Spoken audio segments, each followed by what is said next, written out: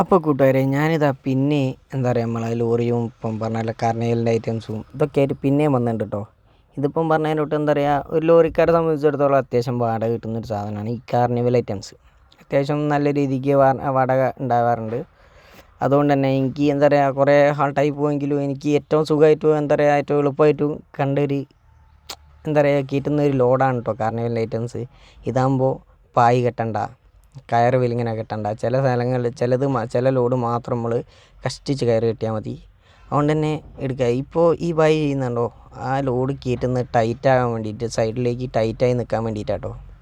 അപ്പോൾ ഇതാ ഞാൻ ബാക്കിൽ പോയി കാണിച്ചു തരാം.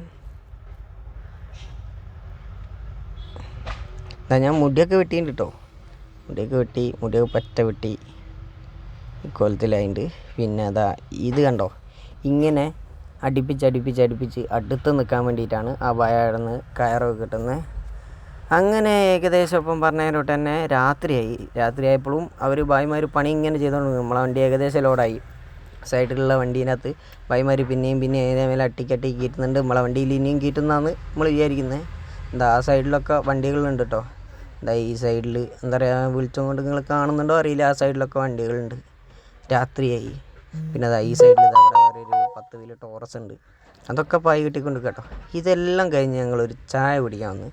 അവിടെ നിന്ന് എന്താ പറയുക ചായ കുടിച്ച് നമ്മൾ മെല്ലെ എന്താ പറയുക ഇവിടുന്ന് വേണ്ട ചായയും കടിയൊക്കെ കഴിച്ച് ഇതാ കൂടെയുള്ള രണ്ടാൾക്കാരുണ്ട്, രണ്ടല്ല മൂന്നാളുണ്ട്. എന്താ പറയുക ഞങ്ങളെല്ലാവരും കൂടി ചായ കുടിച്ച് മെല്ലെ ഇവിടുന്ന് ഇറങ്ങി.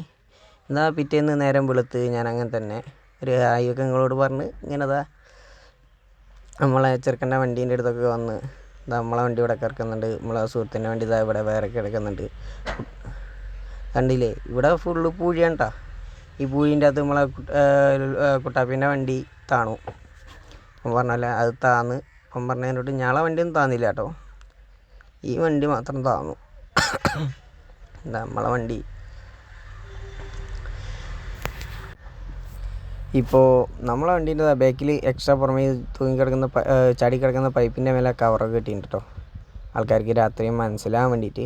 പിന്നെ അത് നമ്മളെ വണ്ടി ഈ ഒരു രീതിക്ക് നമ്മൾ കയറ്റി വെച്ചിട്ടുണ്ട്. എന്താ പറയുക നമ്മളെ വണ്ടി താന്നൊന്നുമില്ല കേട്ടോ, വലിയ ലോഡോ കാര്യങ്ങളൊന്നുമില്ല. അവൻ ആ സൈഡിൽ കൂടി ഇറക്കിയോണ്ട് കേട്ടോ അവൻ്റെ വണ്ടി താന്നേ.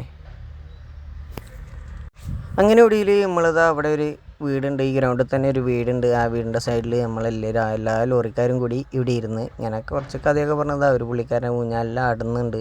പിന്നെ നമ്മളെ വണ്ടികളൊക്കെ ഇതാ അവിടെ ഉണ്ട്. പിന്നെ ഇതാ നമ്മളെ സൈഡിൽ ചേട്ടന്മാരൊക്കെ ഇരിക്കുന്നുണ്ട്. നമ്മളൊക്കെ ജസ്റ്റ് ലോറീൻ്റെ കാര്യങ്ങളും കഥകളൊക്കെ പറഞ്ഞ് അങ്ങനെ ഇരുന്ന് അങ്ങനെ മെല്ലെ വാടകേൻ്റെ കാര്യം സംസാരിച്ചു കേട്ടോ.